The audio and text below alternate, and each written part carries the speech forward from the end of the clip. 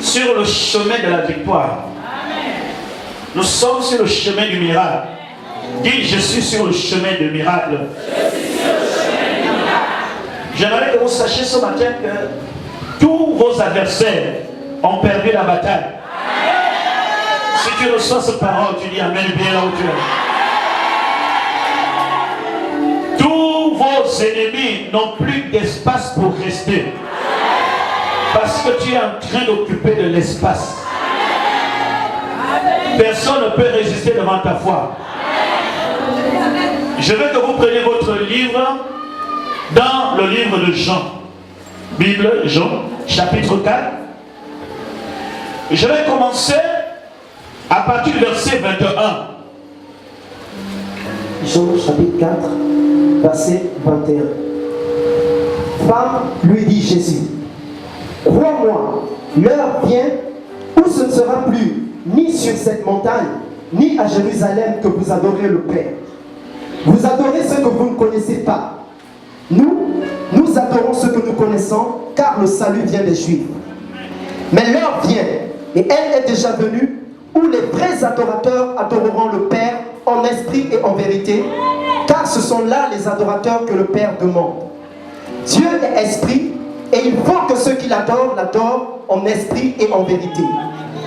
La femme lui dit, je sais que le Messie doit venir, celui qu'on appelle Christ. Quand il sera venu, il nous annoncera toutes choses. Jésus lui dit, je le suis, moi qui te parle. Là-dessus arrivèrent ses disciples qui furent étonnés de ce qu'il parlait avec une femme.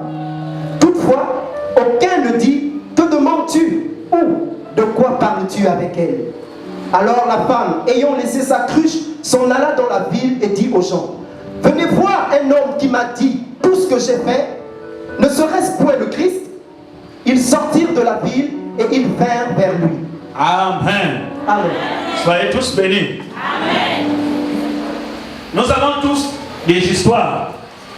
Mais c'est bon d'avoir une histoire qui bouleverse la vie. Amen. Et qui change les autres histoires. Amen. Alléluia. Amen. La Bible dit, l'heure vient où les vrais adorateurs adoreront le Père en esprit et en vérité. Dieu est sur le point d'accomplir son miracle dans ta vie. Amen. Je ne sais pas si tu peux dire Amen. Est-ce que tu crois ce que je te suis en train de te dire en ce moment? Je dis que Dieu est sur le point d'accomplir son miracle dans ta vie. Je suis venu ce matin pour te le dire. Dieu est sur le point d'accomplir son miracle dans ta vie. Je veux que quelqu'un le répète, Dieu est sur le point d'accomplir son miracle dans ma vie. Dis ça avec assurance, Dieu est sur le point d'accomplir son miracle dans ma vie. J'aimerais que votre parole révolutionne d'abord vous-même quand vous le dites. Dites ça avec une certaine révolution. Dieu est sur le point d'accomplir un miracle dans ma vie. Vous savez que si vous ne révolutionnez pas votre vie, vous ne pouvez jamais révolutionner ce qui vous entoure. Commence à te révolutionner. La Bible dit que l'heure vient, mais elle est déjà là.